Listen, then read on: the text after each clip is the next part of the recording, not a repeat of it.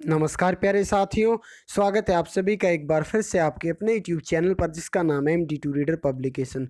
तो फ्रेंड्स, हरियाणा जी के क्विज और मॉक टेस्ट की जो सीरीज है MD2 रीडर पब्लिकेशन पर चली हुई है, वीडियो नंबर या पार्ट नंबर 26 से 25 वीडियो ऑलरेडी आ चुकी है, उनकी प्लेलिस्ट बना दी है और इस वीडियो के डिस्क्रिप्शन में भी मैंने उसका लिंक दे दिया। और दो साथियों, सबसे बड़ी बात यह है कि मैं लगातार आपको बोल रहा हूँ कि 2015 से लेकर 2020 के जो प्रश्न पत्र हैं, जो हरियाणा के अंदर विभिन्न एग्जाम्स हुए हैं, उनमें से ही ये क्वेश्चन उठाए गए हैं। चाहे वो एस्टेट की परीक्षा रही हो, चाहे वो आपकी कोई HSSC के द्वारा ली गई परीक्षा हो, चाहे वो HPSC के द्वारा ली गई परीक्षा हो, चाहे वो किसी यूनिवर्सिटी के द्वारा ली गई परीक्षा हो, तो सभी में हरियाणा जी की आती है, वहीं से क्वेश्चन उठाए गए हैं। और सबसे बड़ी बात मैं आपको बता दूं, अभी तक हमारी टीम ने हरियाणा जी के क्विज और मॉक टेस्ट की जो सीरीज स्टार्ट की, सिर्फ 25 वीडियो कराई हैं।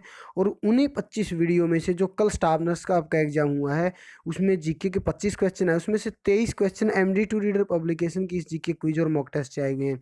तो आप अंदाज़ा लगा सकते हैं कितने अहम ये क्वेश्चन हैं आपकी आगामी परीक्षाओं के लिए। स्टाफ नर्स की फ्रेश डेट जल्द आएगी और जो पेपर आपका कल हुआ स्टाफ नर्स का, उसका सोल्यूशन भी आपको आज या कल ही चैनल पर मिल जाएगा। कोशिश करूँगा आज ही आपको अवेलेबल कराऊँ, क्योंकि एग्ज़ाम का अब 1 महीना ही आपका ग्राम सीयू का बचता। आपसे मैं सिर्फ एक ही फेवर चाहूँगा कि हमारी इन जीके की वीडियोज़ को, इन प्लेलिस्ट को ज़्यादा से ज़्यादा शेयर कीजिए। जितने आपके व्हाट्सएप ग्रुप हैं वहाँ पर लिंक को शेयर कीजिए, अपने स्टेटस पर लगाएं, फेसबुक आईडी पर, इंस्टा पर, हर जगह शेयर कीजिए, अपने फ्रेंड सर्कल में शेयर कीजिए, टेलीग्राम ग्रुप में शेयर कीजिए।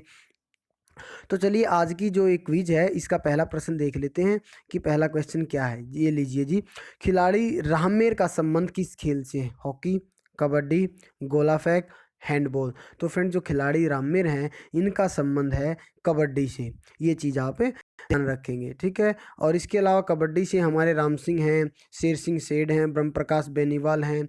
और शेष सैया पर जो लेटे विष्णु की मूर्ति हरियाणा के किस जिले से प्राप्त हुई हैं? वो हरियाणा के सोनीपत जिले के अंदर एक स्थान है फाजिलपुर, वहाँ से ये प्राप्त हुई। अगर सोने और तांबे के सिक्के पूछ लिया जाए तो वो मिठाथल भिवानी से मिली हैं, ठीक है। और कुषाणकालीन सिक्के भी मिठाथल भिवानी से। इंडो ग्रीक सिक्के खोखराकोट रोहतक से मिले हैं। हर्षकालीन ताम्र मुद्राएं सोनीपत से मिली हैं।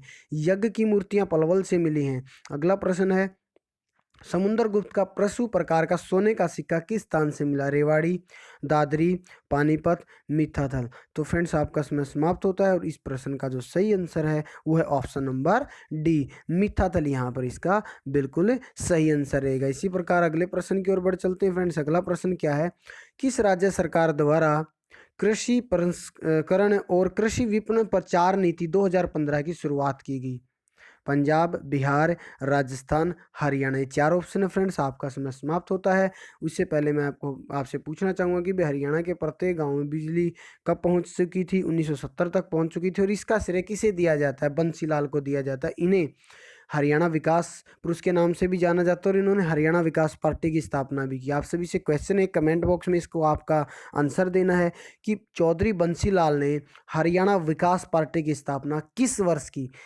किस वर्ष बंसीलाल ने हरियाणा विकास पार्टी की स्थापना की? इसका आंसर आपको कमेंट बॉक्स में कमेंट करना है। जहां तक बात है इस प्रश्न की, इसका सही answer option number C, Rajasthan ने जो है कृषि विपणन और कृषि प्रसंस्करण प्रचार नीति 2015 की शुरुआत की थी। अगले प्रश्न की ओर बढ़ चलते हैं। अगला प्रश्न क्या है, पानीपत की तीसरी लड़ाई से संबंधित स्थान? काबुली बाग, काला अम्ब, कौस मीनार, सलारगंज गेट। तो फ्रेंड्स, ये इजी क्वेश्चन है, पहले आपको करा चुका हूँ। जिस भाई ने पिछली मेरी वीडियोस देखी हैं 25, वो जानते हैं कि भी पानीपत के अंदर एक काला अम्ब नामक स्थान है, जिसे हरियाणा सरकार वार हीरोज मेमोरियल के रूप में भी विकसित करे और यहाँ पर एक संग्रहालय भी स्थापित किया गया है। तो इसका सही आंसर ऑप्शन नंबर बी, काला अम्ब, ठीक है। और कौस मीनार का जो निर्माण है, ये इसका निर्माण शेरशाह सूरी ने करवाया था। ये क्वेश्चन भी पूछ लिया जाता है, शेरशाह सूरी ने, ठीक है। और काबुली बाग मस्जिद कहाँ पर है आपकी? इसका आंसर आपको कमेंट बॉक्स में कमेंट करना है। लगातार मैं आपको एक क्वेश्चंस भी आपको देता रहता हूँ। किस एक तंत्री वाद पर सांगी और लोक गायक गीत गाते हैं? तो फ्रेंड्स, इसका ऑप्शन नंबर ए है बेंजो, बी है बांसुरी, सी हारमोनियम और डी है सारंगी। तो फ्रेंड्स, आपका समय समाप्त होता है और इसका जो सही आंसर है एक तंत्री वाद्य यंत्र यानी कि सारंगी पर जो है सभी जो सांगी और लोग गायक गीत गाते हैं। बाँस की छड़ी का बना होता है और इसके एक किनारे पर मिट्टी के गोल बर्तन बने होते हैं, तो ऊपर से बंद मिट्टी के बर्तन से छड़ी के दूसरे किनारे तक लगे तार को धनुषनुमा यंत्र से घिसकर बजाया जाता है, जिसको आप सारंगी कहते हैं। अगले प्रश्न की ओर बढ़ चलते हैं। अगला प्रश्न, संस्कृत ग्रंथ श्री भगत फूल सिंह चित्रम के लेखक कौन है? छज्जूराम शास्त्री, पंडित विद्यानिधि, रामचंद्र और जयराम शास्त्री। 4 ऑप्शन फ्रेंड्स, आपका समय समाप्त होता है। जहाँ तक बात है एसल बहर मठ की, ये बाबा मस्तनाथ के लिए प्रसिद्ध हो रही है, हरियाणा के रोहतक जिले के अंदर स्थित है। जो स्थल बहर मठ है, इसके संस्थापक गुरु गोरखनाथ को इनका संस्थापक माना जाता है। ठीक है, और 1191 ईस्वी में बाबा मस्तनाथ ने इसको पुनर्जीवित किया था। जहाँ तक इस प्रश्न की बात है, संस्कृत ग्रंथ की श्री भगत फूल चरित्रम के लेखक है ऑप्शन नंबर बी, पंडित विद्यानिधि इसका बिल्कुल सही आंसर है। इसी बीच अगले प्रश्न की ओर बढ़ चलते हैं। हरियाणा का कौन सा जिला शक्कर उद्योग के लिए प्रसिद्ध है? देखिए, जो रेवड़ी है वो रोहतक की प्रसिद्ध है, जलेबियाँ सोनीपत की प्रसिद्ध हैं, एजुकेशन सिटी सोनीपत को कहा जाता है। ठीक है, और भी बहुत सारे प्रश्न हैं जिनके बारे में मैं आपको बताना चाहता हूँ। हरियाणा के प्रथम गैर कांग्रेस मुख्यमंत्री वीरेंद्र सिंह, राव वीरेंद्र सिंह, इनका जन्म 20 फरवरी 1921 को जिला रेवाड़ी के नांगल पठानी गांव में हुआ था। इस चीज़ का भी आप ध्यान रखेंगे। ठीक है, अगले प्रश्न की अगर मैं बात करूं कि भाई कौन सा उद्योग शक्कर के लिए प्रसिद्ध है, तो फ्रेंड्स इसका जो सही आंसर है ऑप्शन नंबर बी है। जो हरियाणा का पलवल जिला है वो शक्कर उद्योग के लिए प्रसिद्ध है। इस चीज़ का भी आप ध्यान रखेंगे। और हरियाणा में सदा बहने वाली नदी आप जानते हैं यमुना है जी, जो हरियाणा के पूर्व से बहती है और उत्तर प्रदेश हरियाणा के बीच में प्राकृतिक सीमा का ये काम करती है। और मैं बात करूँ अगर प्रसिद्ध ऐतिहासिक रानिया नगर की स्थापना किसने की थी? इसकी स्थापना राय बीरू ने की थी और ये आपका सिरसा जिले के अंदर। फ्रेंड्स, हरियाणा की निम्नलिखित प्रख्यात विभूतियों में सबसे वरिष्ठ कौन है? सर सादीलाल, पंडित नेकीराम शर्मा, राव तुलाराम, सर छोटूराम। तो फ्रेंड्स 4 ऑप्शन आपका समय समाप्त होता है और इसका जो सही आंसर है वो है आपका option number C, Rao Tularam जो हैं वो इन 4 ऑप्शन में से, इन प्रख्यात विभूतियों में से सबसे वरिष्ठ है। और इनका जन्म 9 दिसंबर 1825 ईस्वी को। एक क्वेश्चन पूछा जा सकता है राव तुलाराम का जन्म कहाँ हुआ या फिर कब हुआ?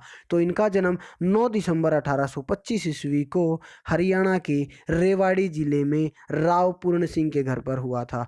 मोस्ट इंपॉर्टेंट क्वेश्चन करा रहा हूँ, विद डिटेल करा रहा हूँ, कहीं पर नहीं मिलेंगे।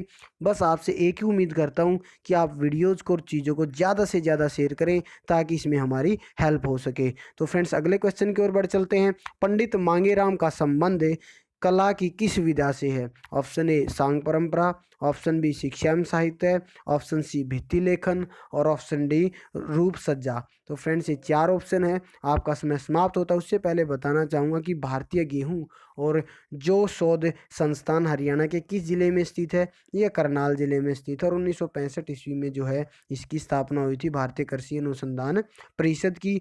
और जो 1978 ईस्वी में इसको गेहूं शोध निदेशालय के रूप में परिवर्तित कर दिया गया और ये करनाल में इसको स्थानांतरित कर दिया। करनाल में 1990 में स्थानांतरित किया गया, लेकिन जो गेहूं शोध निदेशालय, पहले इसका नाम भारतीय कृषि अनुसंधान परिषद था, 1978 में इसका गेहूं शोध निदेशालय कर दिया गया और 1990 में इसको जो करनाल इसको ट्रांसफर कर दिया गया। ठीक है, पंडित मांगेराम का संबंध किस कला से है?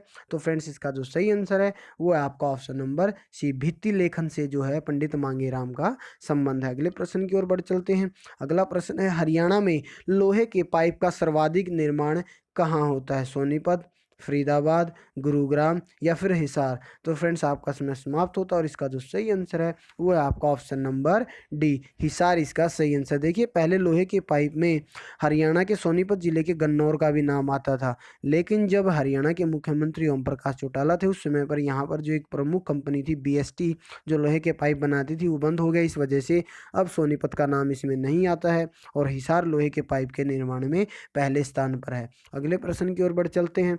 फव्वारा सिंचाई योजना की दृष्टि से हरियाणा का भारत में कौन सा स्थान है?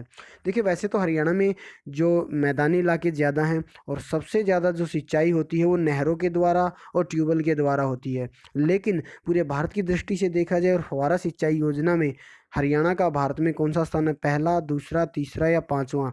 तो फ्रेंड्स इसका जो सही आंसर है वो है ऑप्शन नंबर बी, द्वितीय स्थान है पूरे भारत में फव्वारा सिंचाई योजना में हरियाणा का। अगले प्रश्न की ओर बढ़ चलते हैं।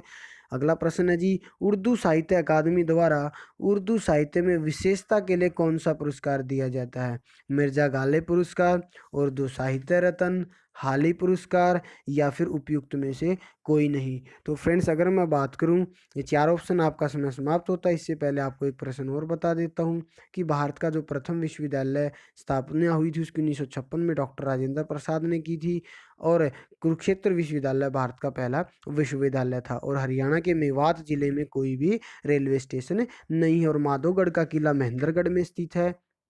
फल्गु फरल कैथल में यहाँ पर है। फल्गु का जो प्रसिद्ध मेला है वो फरल कैथल में लगता है। कैथल करनाल राजमार्ग पर स्थित है। मुंदड़ी गांव में लव कुश महातीर्थ के कारण यहाँ पर ये मेला लगता है। और जो उर्दू साहित्य अकादमी के लिए उर्दू साहित्य में विशिष्टता के लिए पुरस्कार दिया जाता है, ऑप्शन नंबर सी, हाली पुरस्कार दिया जाता है। और राजीव गांधी एजुकेशन सिटी सोनीपत के कुंडली गाँव के अंदर स्थित है। योग सम्राट बाबा रामदेव का जन्म हरियाणा के महेंद्रगढ़ जिले में 1965 ईस्वी में हुआ था। इस चीज़ का भी आप ध्यान रखें। कल्पना चावला करनाल में 1961, स्वामी रामदेव का महेंद्रगढ़ के सैद अलीपुर गांव में दिसंबर 1965 ईस्वी में हुआ था। निर्माता निर्देशक अशोक गई सुभाष गई रोहतक से हैं। टीपी अग्रवाल सोनीपत से हैं। केपी कौशिक भी रोहतक से हैं। अश्वनी चौधरी भी रोहतक से हैं। रणदीप हुड्डा भी रोहतक से हैं। जूही चावला अम्बाला से हैं। और इसी प्रकार 1857 के स्वतंत्रता संग्राम में हास्य का नेतृत्व किसने किया? हुकमचंद ने, मोहम्मद अजीम ने, अच्छा जी हसन अली ने या फिर विरासत अली ने? तो फ्रेंड जो हास्य का जो नेतृत्व किया था 1857 की क्रांति में, वो आपका ऑप्शन नंबर ए सही आंसर है। तो हास्य का जो नेतृत्व किया था वो हुकमचंद ने किया था। ये उस समय पर एक सरकारी कर्मचारी थे। अगर मैं बात करूँ मोहम्मद अजीम की, मोहम्मद आजिम ने भट्टू का जो है नेतृत्व किया था। भट्टू वो भी मोहम्मद आजिम भी सरकारी कर्मचारी थे। अगर बात करूँ हसन अली की, इन्होंने दुजाना का जो है नेतृत्व किया था। अगर बात करूँ विरासत या विरासत अली की, इन्होंने जो है खरखोदा का नेतृत्व किया था, जो एक विधानसभा क्षेत्र है सोनीपत जिले के अंदर ही आता। खरखोदा का नेतृत्व विरासत अली ने किया।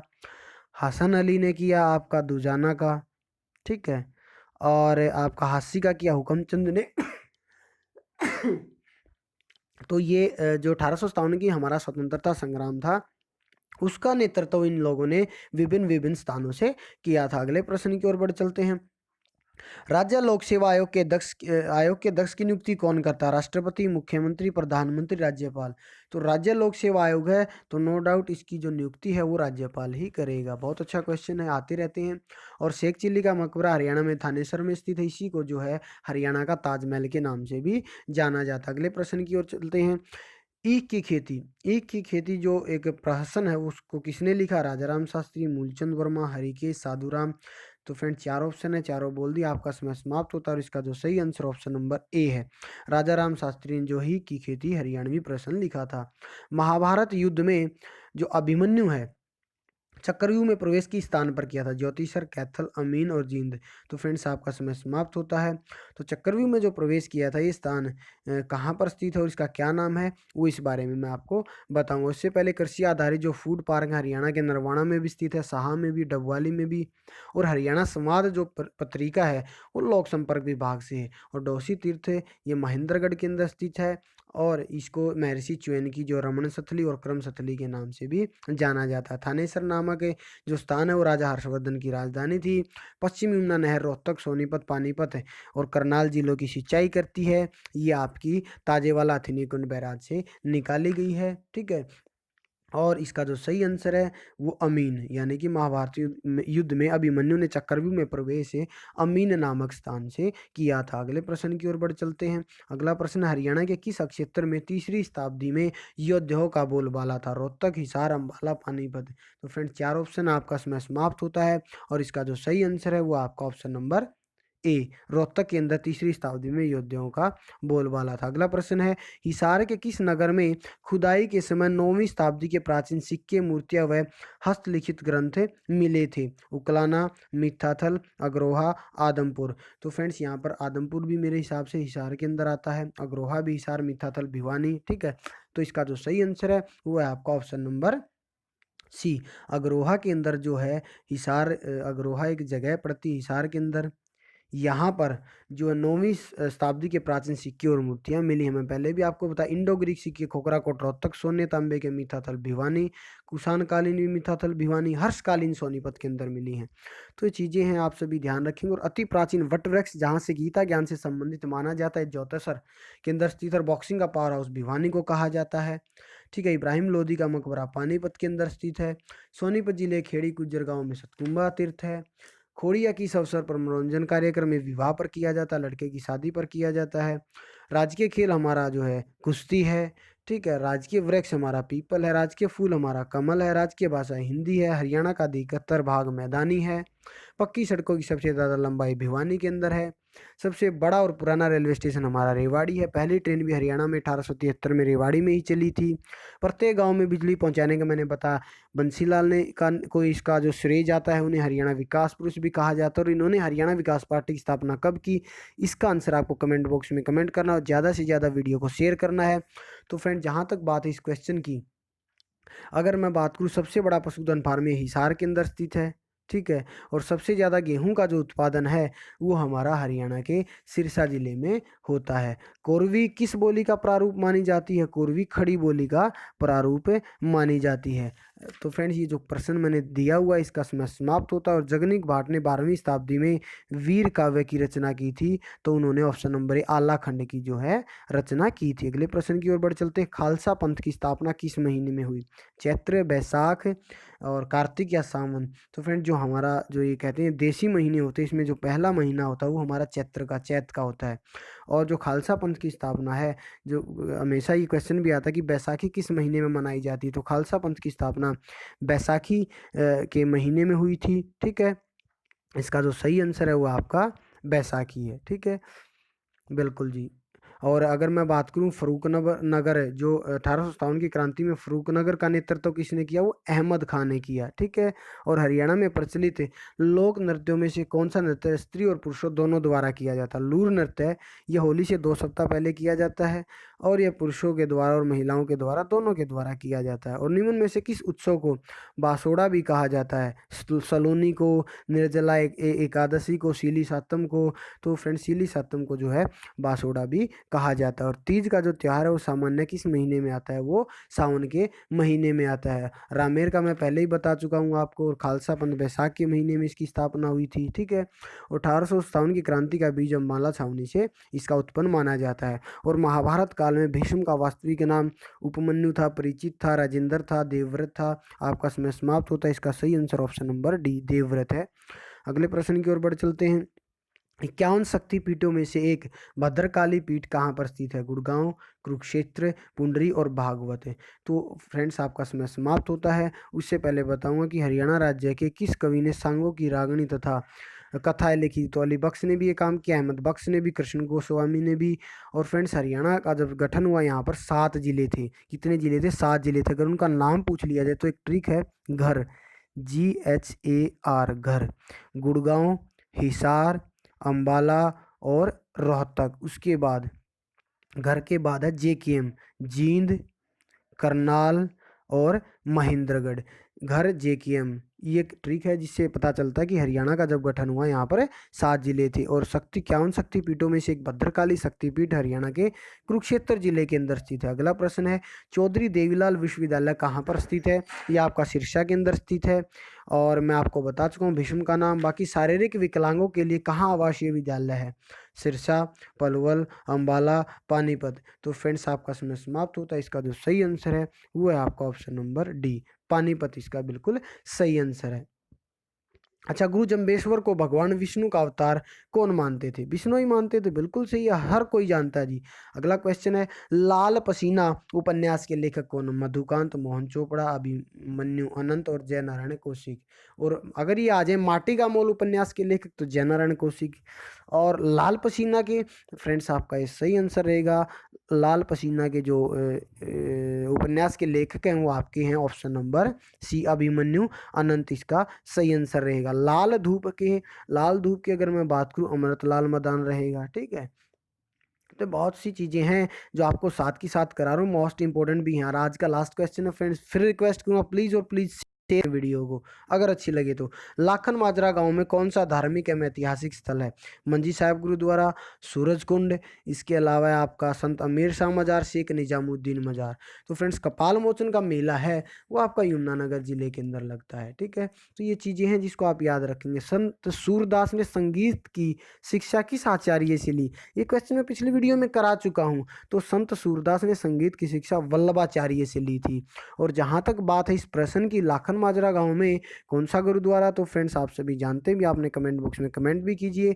और इसका सही answer option number A Manji Sahib gurdwara है। क्वेश्चन आपको दिया है, आशा करूंगा आप उसका आंसर देंगे कमेंट बॉक्स में कि हरियाणा विकास पार्टी की स्थापना बंसीलाल ने कब की थी। और फ्रेंड्स आज की इस वीडियो में फिलहाल इतना ही। बहुत जल्द आपको जो स्टाफ नर्स का कल पेपर हुआ उसका सॉल्यूशन भी मिलेगा और अपनी नेक्स्ट वीडियो भी मिलेगी। सीरीज ऐसे ही चलती रहेगी, आप प्यार बनाए रहें। आज की इस वीडियो में फिलहाल इतना ही। धन्यवाद।